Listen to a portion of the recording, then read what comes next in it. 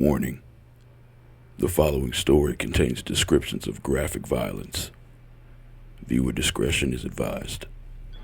Welcome back to Sleeper Cell 41. In this episode, we'll be diving deeper into the life of Walter E. Ellis and exploring the impact his upbringing had on his actions later on. Stay tuned for a thought-provoking discussion on the complex factors that can influence a person's behavior. Let's get started. This is the case of Walter E. Ellis. Walter E. Ellis was born on June 24, 1960, in Holmes County, Mississippi, as one of 6 children to Leroy and Mattie Ellis. In the mid-1960s, the family left Mississippi. Beginning in early childhood, Ellis showed signs of antisocial behavior, acting impulsively and aggressively towards his peers, frequently assaulting classmates and neighboring children. For this, he earned a reputation as a local bully and was frequently disciplined. After finishing the 8th grade, he dropped out of school in 1974 due to poor academic performance and chronic absenteeism, turning towards a life of crime. At age 14, Ellis was arrested for the first time for robbery and attempted murder. However, he was let go with a large fine, as he was a minor. In the following 4 years, he was arrested twice more for theft and only ordered to pay a fine.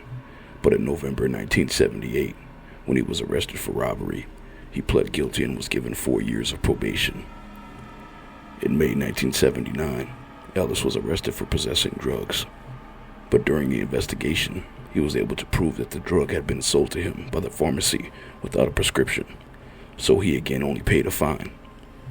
A year later, in May 1980, while trying to become a pimp, he got into a fight with local hustlers and prostitutes, for which he was arrested and charged with extortion, but later released due to lack of evidence.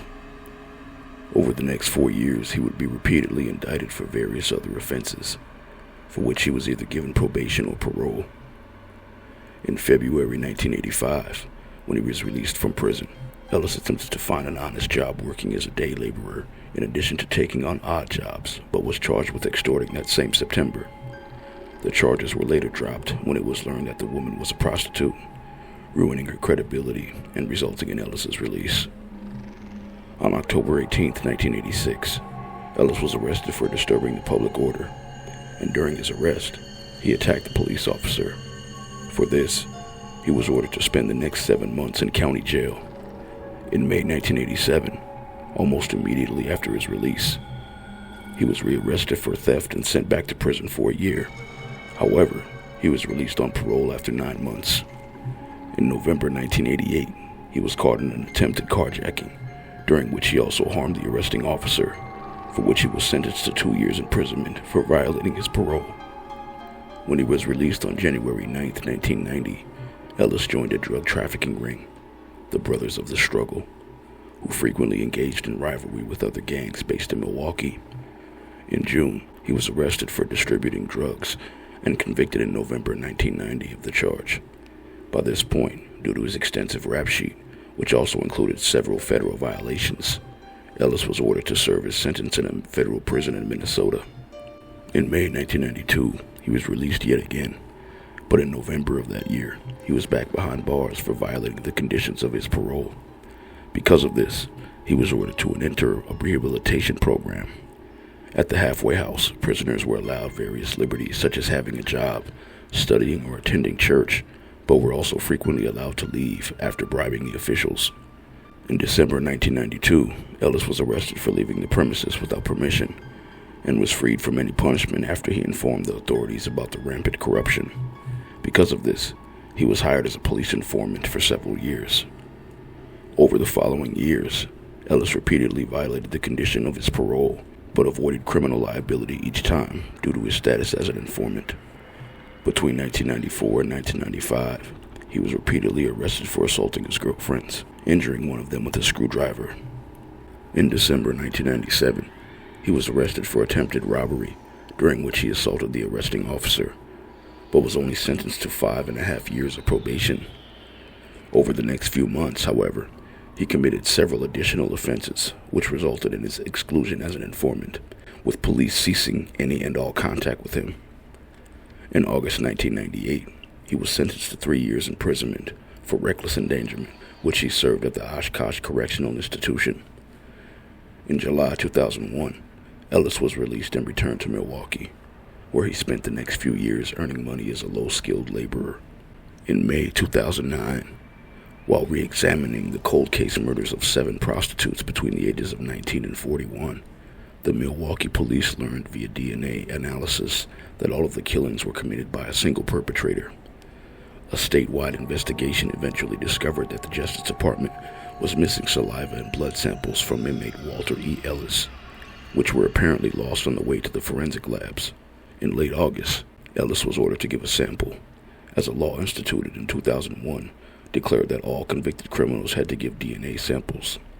After he failed to appear at the police station, an arrest warrant was issued for Ellis.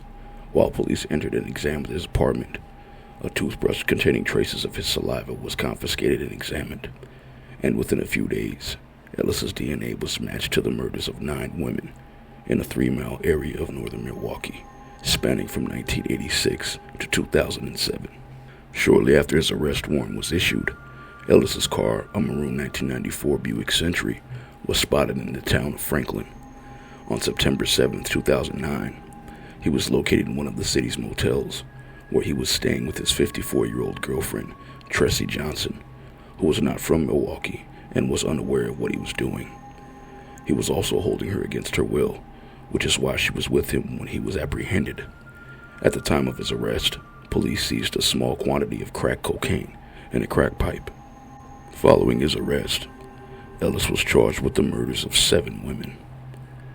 31-year-old Deborah L. Harris, strangled and dumped in the river on August 10, 1986.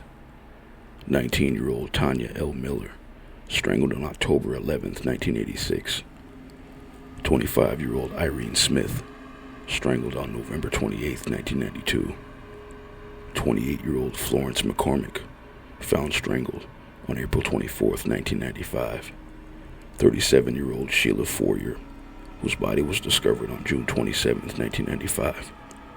41-year-old Joyce Ann Mims, who was found strangled on June 20, 1996.